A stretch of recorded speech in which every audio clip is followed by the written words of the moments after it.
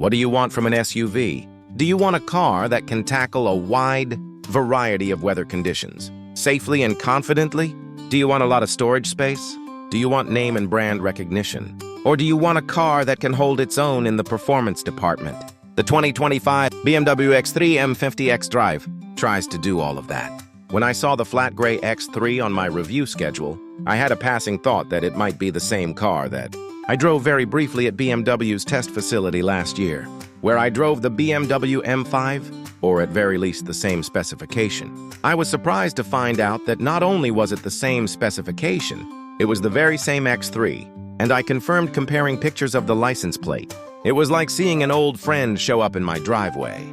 I'm not a contractor and I don't make a practice out of moving a lot of boxes or furniture around, so my SUV reviews are typically numbers heavy, with cubic feet measurements and a little more hypothetical than actual.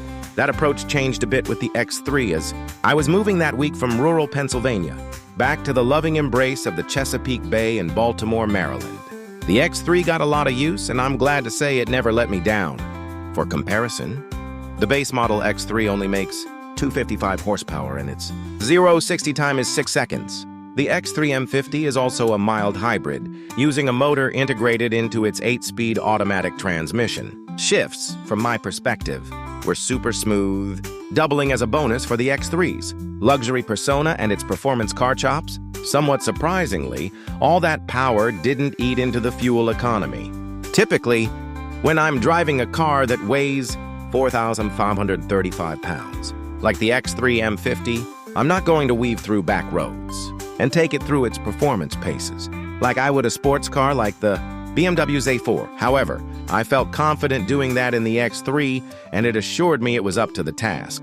Forgoing flowery language, the X3 M50 is dang quick and a lot of fun to drive. You have power for days, and it never felt like I was getting to the sketchier side of the performance envelope. Even when whipping it around corners, BMW did the Lord's work in making what's essentially a grocery getter into a grocery missile. On a practicality note, the X3 was a godsend when I moved. With all of the seats folded down, you get 67.1 cubic feet of space, which was plenty for a lot of boxes. That's less than something like a Subaru Outback, which has 75.6 cubic feet of storage. But then again, a Subaru Outback can't annihilate some other performance cars on the track. Of course, I was wary in putting boxes and furniture